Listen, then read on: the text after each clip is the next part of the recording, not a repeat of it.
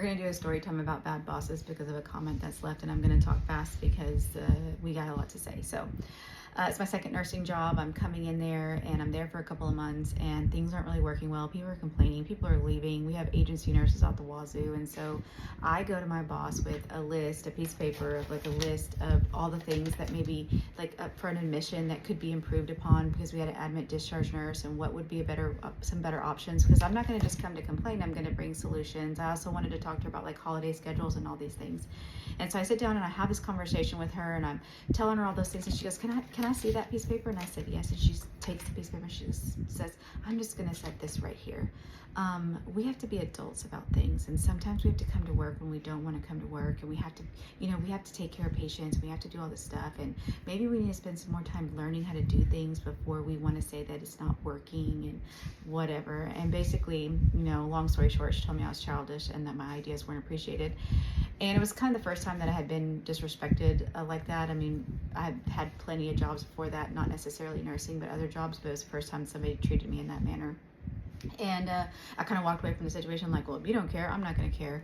But I do care. I care about the people that I work with. I care about the patients that I'm caring for. And there was nothing about me that was going to be able to not care. And so what I did was do the things without her permission. Okay. And I really know that I had a lot to do with the way that the culture changed on that unit, that ultimately I ended up taking over and leading and having some of the most successful metrics that have ever been seen.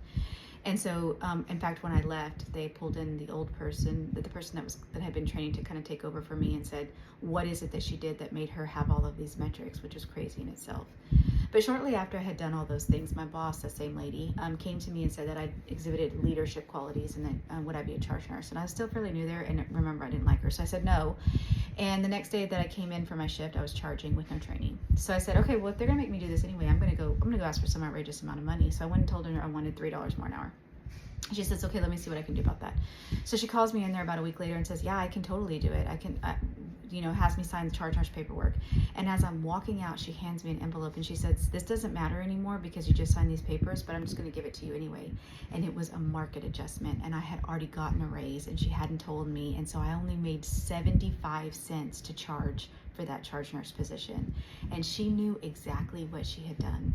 And, so I understand what you're saying about bosses and bad bosses. And so on my website, there's an option for a discovery call, and it is completely free. And we can have a conversation about what you're going through just briefly.